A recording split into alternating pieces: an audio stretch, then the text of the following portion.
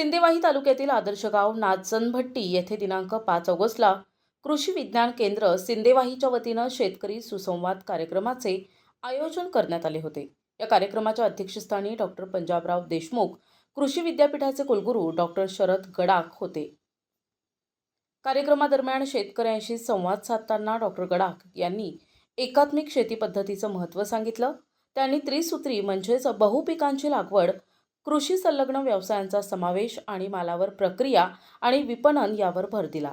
पारंपरिक शेती पद्धती पलीकडे जाऊन फळबागा, भाजीपाला, दुग्ध व्यवसाय, कुक्कुटपालन, गांडूळ खत, आझोला यासारख्या घटकांचा समावेश करण्याचे त्यांनी आवाहन केले।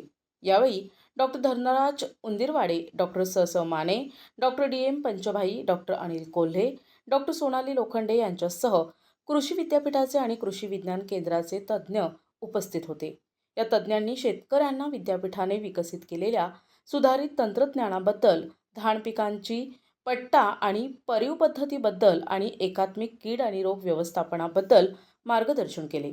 तसेच नाचनभट्टी गावातील शेतकऱ्यांच्या शेताला भेट देऊन तेथे राबविलेल्या उपक्रमांचे कौतुक केले। स्थानिक सरपंच सौ विद्याताई खोब्रागडे, उपसरपंच मच्छिंद्र रामटेके तसेच परिसरातील अनेक शेतकरी, महिला आणि कृषी अधिकारी या कार्यक्रमाला मोठ्या संख्येने सहभागी झाले होते। कार्यक्रमाचे प्रास्ताविक आणि सूत्रसंचालन डॉक्टर VN सिडाम यांनी केले, तर कुमारी स्नेहा वेलादी यांनी आभार मानले। या कार्यक्रमामुळे शेतकऱ्यांमध्ये शेतीसाठी एक नवी दिशा मिळाल्याची भावना व्यक्त झाली। प्रतिनिधी अमान कुरेशी, NTV न्यूज मराठी, चंद्रपूर।